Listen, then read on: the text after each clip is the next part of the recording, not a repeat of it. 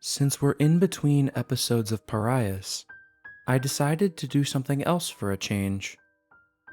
Recently, I acquired the first anthology book of Kaimere, which has got to be one of my favorite projects in the Spec Evo scene. The majority of my audience is probably already familiar with Kaimere and its creator, but for those not in the know, Kaimere is a speculative evolution sci-fi series written by Keenan Taylor, and his YouTube channel has documented the intricacies of that magical realm for quite some time now, which in many ways inspired this channel to go ahead on Parias as a project. Well, since I wanted to get back into reading, I figured I might as well give the Tales of Kaimere a go-around. The book comes with 11 short and digestible stories that are loosely connected to others within the same canon. The shortest story within the anthology is A Broken Circle, and the longest stories by length are tied between Cobins Manager and Songbirds Lament, each of them being 66 pages long. We get a nice illustration of the known world in the beginning of the book, and at the end, there is plenty of helpful additional information, including a cast of characters and glossary. The glossary will be useful, especially for people not familiar with the setting, as there are tons of new vocabulary for all of the unique creatures found within Kaimere that have no referent on Earth. The cast of characters will also be useful, as a loosely connected anthology such as this book will come with plenty of character names, and having a built-in reference is going to be useful in case names get mixed up or forgotten in between reads. At the beginning, before the first story in the anthology, is a short introduction which provides additional context to the author's life and how he developed the world of Kaimere.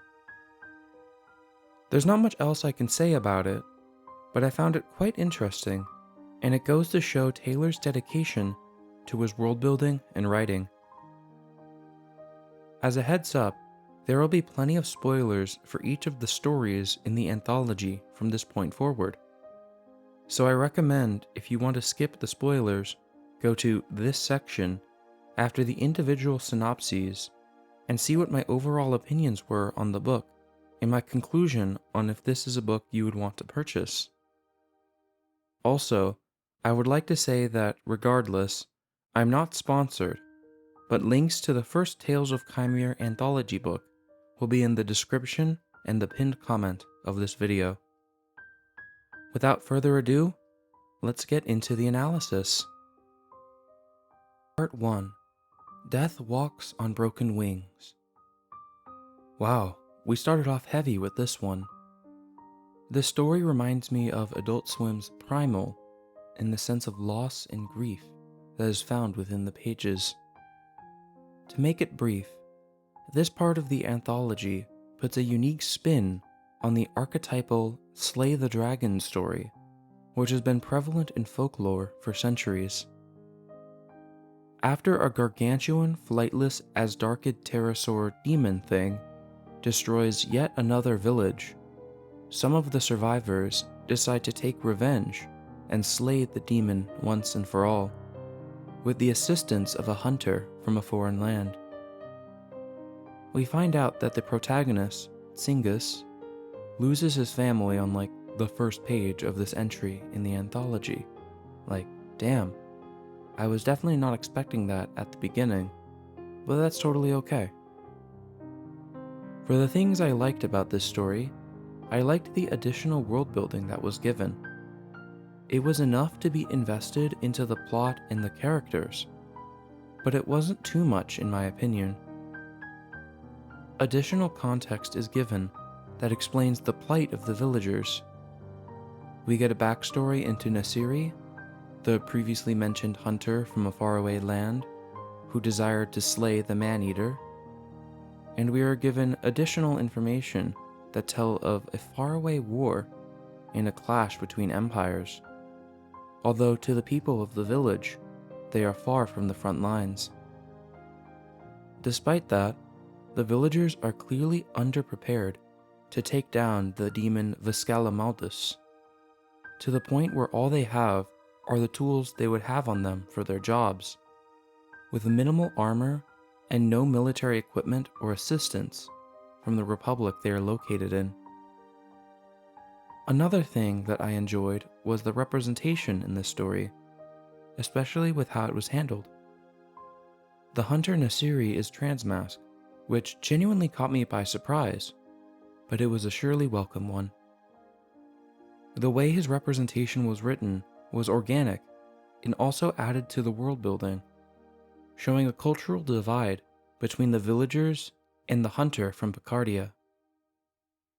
Also, the shortened nicknames that the villagers give each other was unique, and I thought it was a nice touch, even though I was a little confused at first. We also get a small sneak peek into the religion and spirituality of the people from the village, as they seem to have a divine worship of the stars, each one of them representing someone who passed. The sentence at the end was so bittersweet. I won't say it to spoil, but damn, was it heartbreaking. I would say my only critique on this story is that I wish it was a bit longer, because I would have loved for some more dialogue between Singus, the other villagers, and Nasiri, besides the introduction in the alehouse. Also, in my opinion, I think it would have been good to add just a little more length dedicated to narrative tension in between the hunting party leaving the village and the attack of the demon Viscalamaldus. Overall, I'm giving Death Walks on Broken Wings a 9 out of 10. Part 2. Fire in the Shadows. Fire in the Shadows is a daring rescue mission with a surprising series of twists. A child goes missing in one of the most dangerous environments across all of Kaimere, and the daughter of the city's imperial magistrate and her friend team up with a truffle hunter to find the missing kid. I was genuinely surprised that the kid was still alive, but it was ultimately a very tragic tale.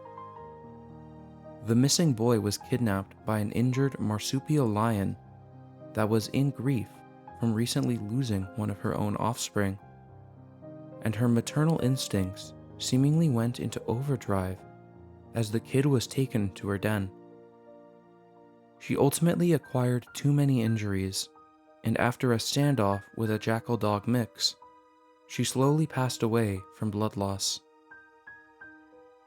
This tale was perfectly paced, and the world building in this entry was even greater than the first.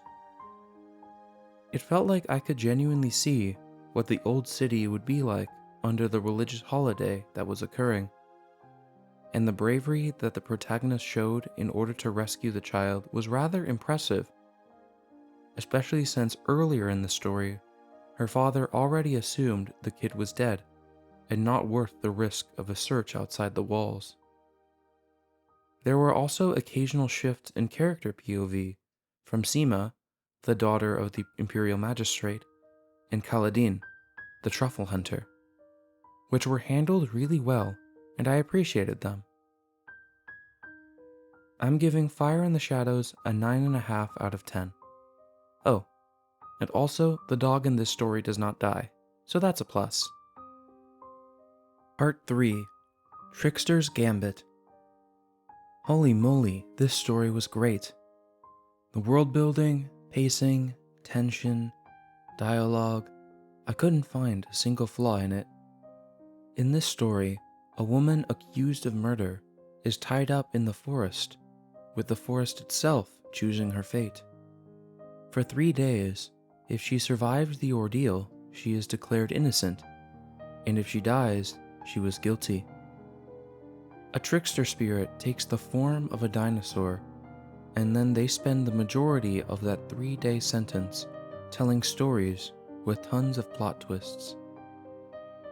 I'll give a slight violence warning, as while there isn't too much detail, somebody does get gutted and eaten alive by a dinosaur in this one.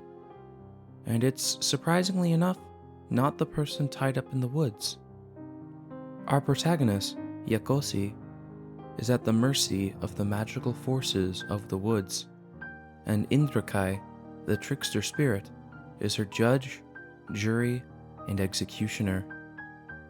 Eventually, she confessed that she was the killer, killing another woman who fell in love with the man she liked. Eventually, both that man and woman die, and Yakosi is given a more mysterious fate. Rather than dying outright, she was transformed into something not entirely described, but implied to be a servant demon to Indrakai. I could also see that she was turned into another Indrakai, which is also the same name of that dinosaur species that shares the name with that spirit, but that could be up to interpretation. This added so much to the greater Chimeran lore, it's a bit hard to explain it all. A greater dive into the supernatural state of Kaimere, world building on greater Picardian culture, witches, spirits, demons, you got it all.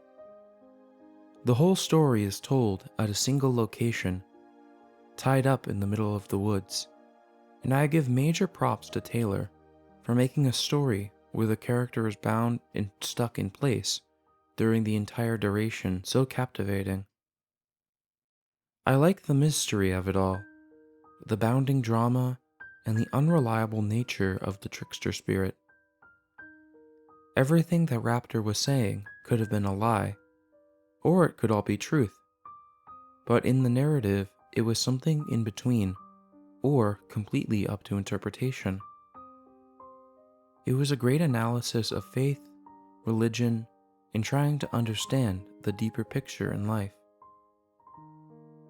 I think that this story handles that theme of faith and spirituality and truth really solidly, and since it was so captivating, I'm giving Tricksters Gambit a 10 out of 10.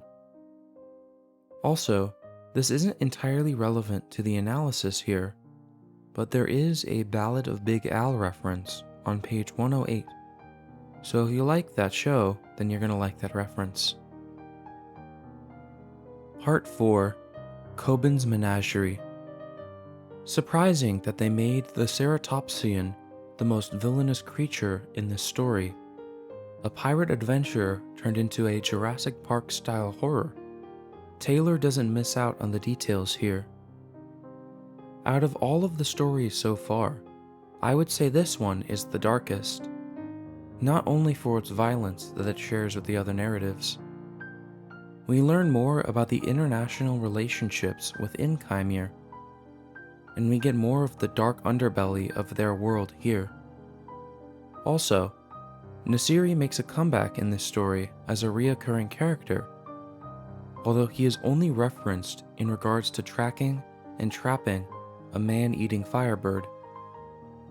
This firebird, which I think is an Indrakai if I remember correctly, then was immediately torn apart by the Ceratopsian beast in a twist I was not expecting. Also, I was suspecting the Ceratopsian and the young Uktan, or large theropod, were going to come to blows. But that's understandable that the Uktan wouldn't do that, since these are supposed to be animals and not movie monsters. I like how the quote-unquote herbivore was by far the biggest threat in the story, as they can often be overlooked for more charismatic dinosaurs. This thing took right from the hippo playbook and took 0 prisoners. Also, I liked the gay pirates. That was quite lovely. The Jurassic Park and Jurassic World parallels were quite evident in my opinion, with just one wrong mistake leading to an animal outbreak and a lot of lives lost. Like 6+ people died in this one, and that's crazy. My only nitpick is that I feel that Pirate King Cobin, and especially his son Chiri, don't play a major role in the story when I believe that they should have. But besides that, I like the story just fine. I'd give this one a 9.5 out of 10. Part 5, Spider's Prey. A noblewoman is stalked by a demon, and a party of adventurers try to find her and stop the demon. Except, plot twist, the demon was someone in the party. This felt like your normal D&D style adventure for the first 2/3 of the story, at least until near the end when they unfortunately split the party. The 4 adventurers all had some fun characterization, and it felt like they were all really fleshed out. Too bad everyone dies in the end. Much to my surprise, the noblewoman is the only one who actually outlasted all the adventurers and search party. However, because she was super injured, she had to make a deal with a dark force to keep her alive, which makes the tale all the more tragic. This story felt a bit short, but it was quite sufficient to give a taste of this part of the world. There was a solid amount of political intrigue and Chimeran geopolitics as well, which I found interesting. For a setting full of dangerous beasts and magical beings, I found it fascinating that the villain was a human the whole time. Since this story felt very D&D inspired, with the adventuring party sent out on a quest to complete a task, and since I love tabletop role-playing games, I would definitely give this story a 10 out of 10. Not much I could say about this negatively. I think it's a great read. Part 6. Songbirds Lament. Doomdeary, my kryptonite. I don't even want to discuss the spoilers in this one, since it was such a sad story. I genuinely couldn't find anything off about it. The themes of love, loss, and acceptance were present throughout the narrative. We follow the tale of a human and a harpy as they fall in love and care for each other. This story switches character perspectives, like some of the other stories have, which includes a character perspective out of a non-hominin protagonist. Kaimere harpy lore is so fascinating to me, and I would love to get more information out of them in the future. Narratively, the pacing was very solid. I was attached to the characters, and everyone's motives felt natural. The story took the classical Romeo and Juliet arc and gave it a very unique spin. I would say, even though I'm halfway through the book at this point in the script, I have to give major props to Keenan Taylor for his writing abilities here. The anthology has played around with a load of archetypes and cliches and plays them out in ways that feel entirely fresh and captivating. I'm not even going to talk too much about the world building at this point because there is so much detail.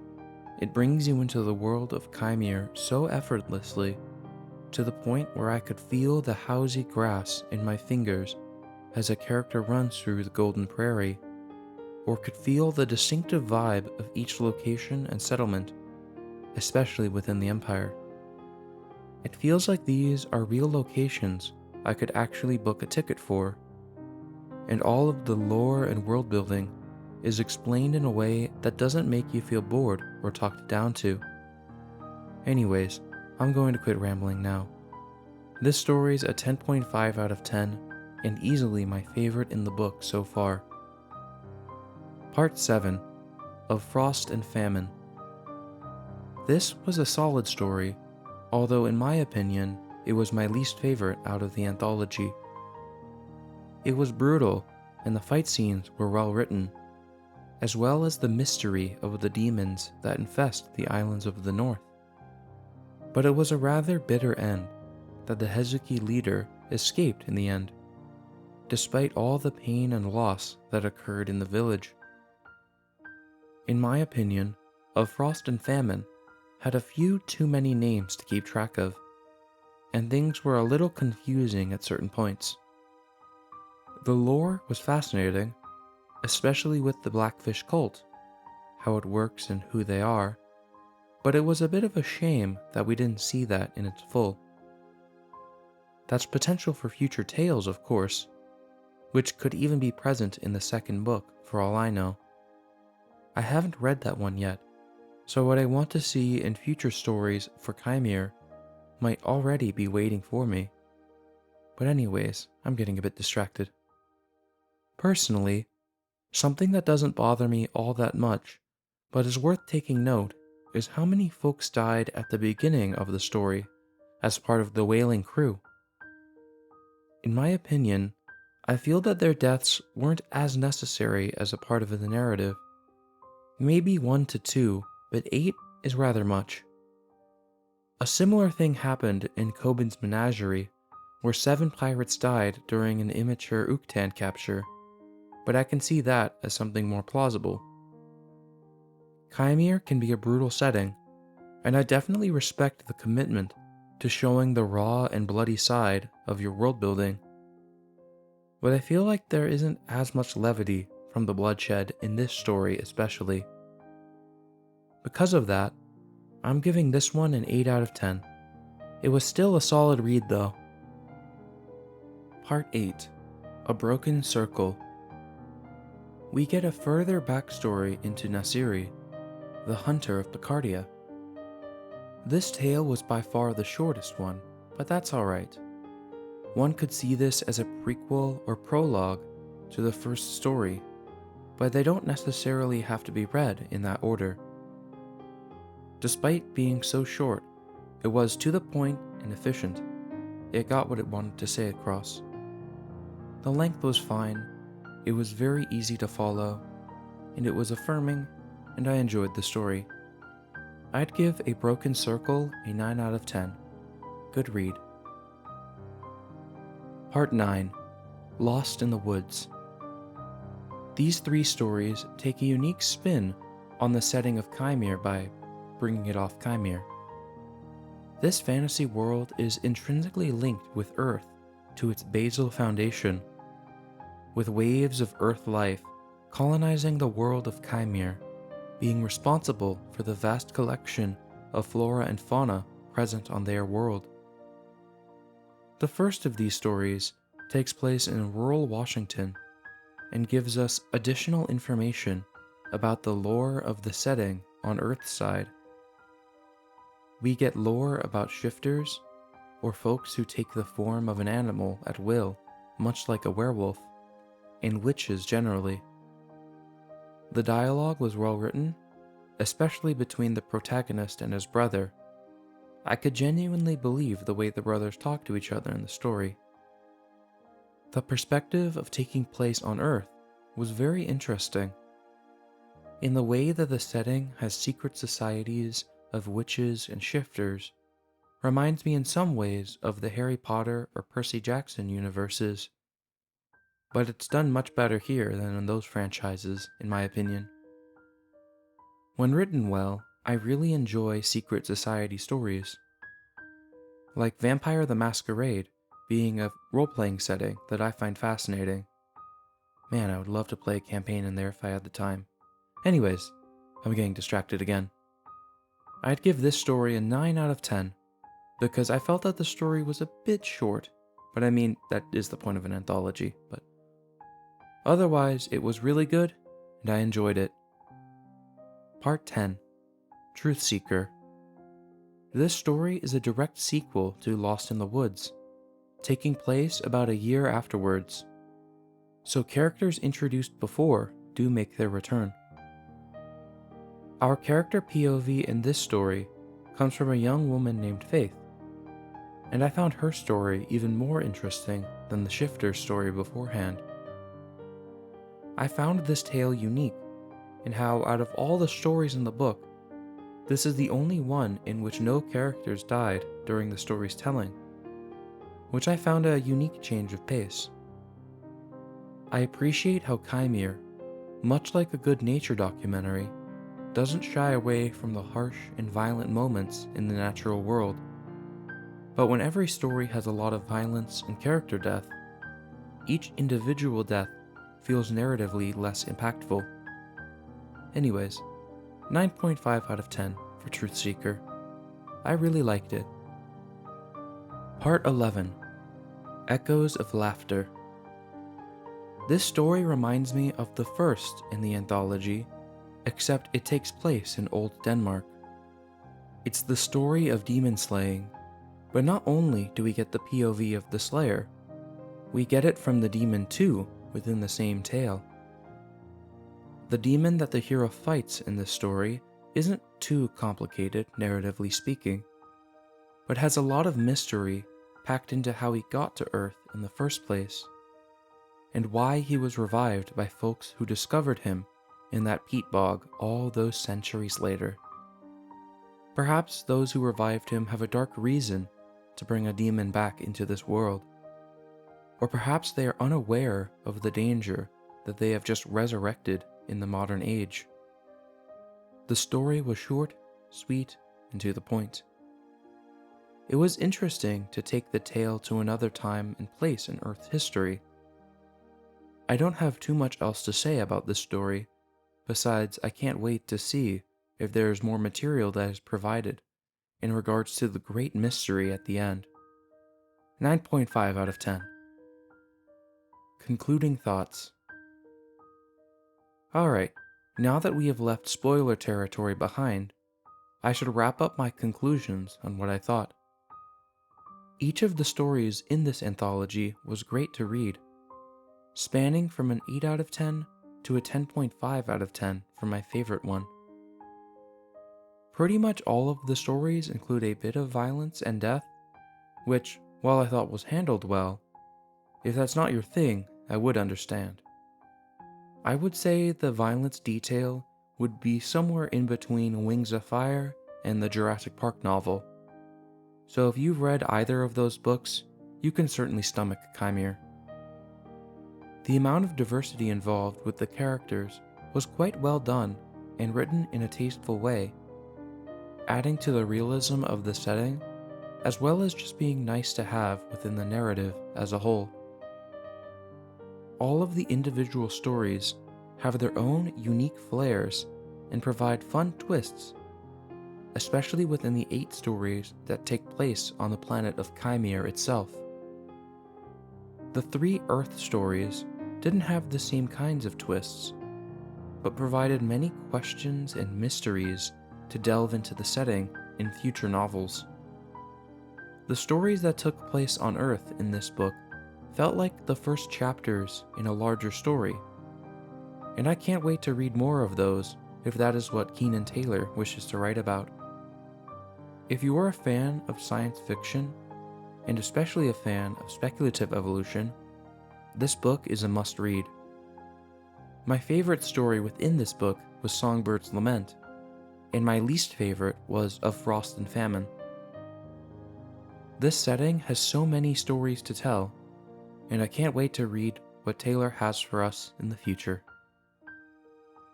Personally, there are some things I would like to see more of in future stories from the setting. First, I would love to read more non-human POVs, as this setting has so many unique Sophont species, and we have yet to hear their stories. We got some of that in this book, and I would love to see more. I would also like to see more stories that are more passive and slice of life within the setting, as I feel like it would be fascinating to see what the day-to-day life would be in the nomads of the Housie Prairies, or what a coming-of-age ceremony looks like for a Picardiant. As a small nitpick, there are a handful of small spelling errors here and there, but they aren't too distracting, but I just wanted to mention that. On a more positive note, there are a ton of references in the book that were done with a good amount of reverence and intelligence that don't detract from the originality of Kaimere itself. These references come from Ballad of Big Al, Jurassic Park and Jurassic World, and many others, some of which I probably didn't even catch myself. There's probably even more that I didn't see, but they'll be there to discover for yourself. Anyways, I'd give this book a neat 5 out of 5 stars. Would highly recommend if you like sci-fi or fantasy stories. Parias Episode 11 is being worked on by the time this video releases, unless you're from the far future where that episode got posted already. Once that's over, I will be working on a massive video project, focusing on something outside of Parias and Serena, respectively. To my Serena fans, I will be making supercuts of the Thermocene epoch and the entire pre-Armageddon time period. But as of right now, I'm not going to be developing further into the Serena audiobook for at least a few more months. My apologies for such long delays. Anyways, thank you all for watching to the end, and I hope you all have a great day. Bye-bye!